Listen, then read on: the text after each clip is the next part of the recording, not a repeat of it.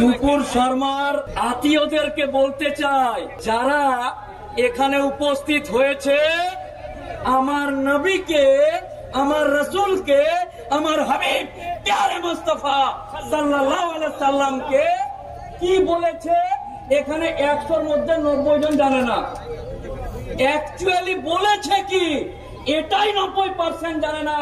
তারপরেও এই সমাবেশ কসম আল্লাহর সম্পূর্ণ নুপুর শর্মার বক্তব্যটা যদি জেনে নিত, তাহলে এই কলকাতা গোটা রাজ্যের মুসলিম সম্প্রদায় উপস্থিত হয়ে যেত।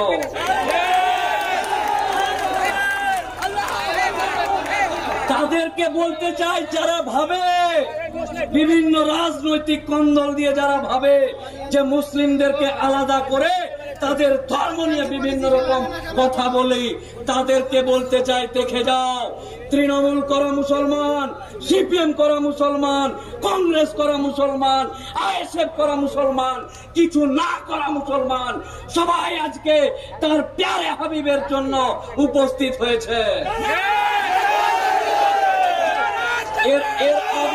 এর আগেও বলেছিলাম, কোন রকম ভাবে যে যা পারবে করুক, কোনোভাবেই বাঘের পিছনে, বাঘের লেজে যেন পা না দেয়। শুনেনি কথা? তার বহিঃপ্রকাশ স্বরূপ কলকাতার রাজপথে সংখ্যালঘু যুব ফেডারেশনের নেতৃত্বে আজকের এই সমাবেশ। কলকাতা হাইকোর্টে মামলা করছে, যারা আন্দোলন করবে তাদের জন্য, অর্থাৎ মুসলমানদের জন্য নাকি মিলিটারি আর র‍্যাব লাগাবে। আমি বলতে চাই, আমরা নবীর প্রেমের দিওয়ানা, আমরা কামলিওয়ালার দিওয়ানা, আমরা মুস্তাফার দিওয়ানা।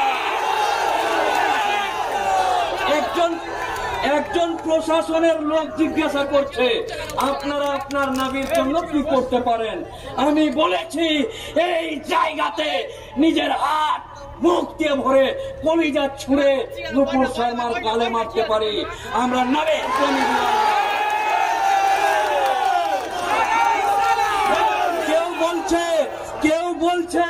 কেউ বলছে আপনারা কতটা আঘাত হয়েছে, তাদেরকে বলতে চাই, আমার কাছে যদি খবর আসে আমার ছেলে, আমার মেয়ে, আমার কন্যা, আমার স্ত্রী জ্যান্ত আগুনে পুড়ছে, তারপরে যদি খবর আসে যে আমার নবীকে কেউ কুরুচিকর মন্তব্য করেছে, তাদেরকে বলতে চাই, তার থেকে বেশি দুঃখ আমার নবীর দিকে যারা চোখে দেখবে।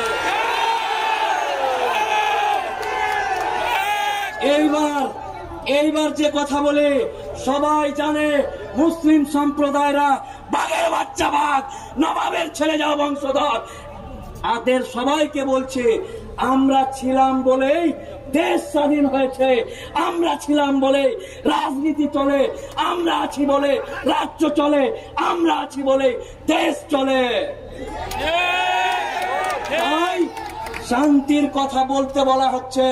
নিশ্চিতভাবে কোন আন্দোলন কাউকে খুশি করার জন্য হতে পারে না। আন্দোলন হবে অন্যায়ের বিরুদ্ধে, আন্দোলন হবে প্রতিবাদের বিরুদ্ধে।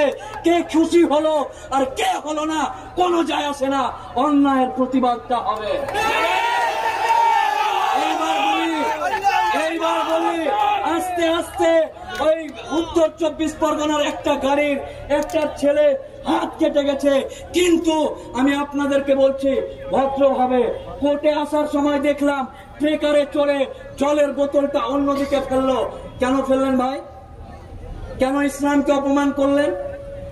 অন্যদিক দিয়ে রাস্তায় গাড়ি যাচ্ছে, ট্রেকারে চড়ে আছেন, আল্লাহর নবীর পতাকা, কালেমার পতাকা উঠছে, আর আপনি জলের বোতল ফেললেন। এরকম করবেন না, তাতে ভুল মেসেজ যাবে।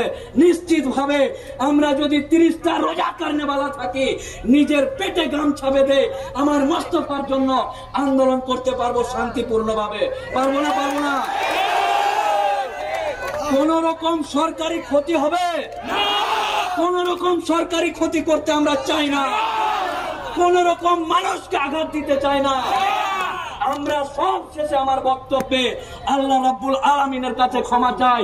হে আল্লাহ, তোমার আরশের নিচে জমিনের উপরে আপনার প্যারে হাবিবকে কুমন্তব্যকারী মানুষ এখনো জেলে যায়নি।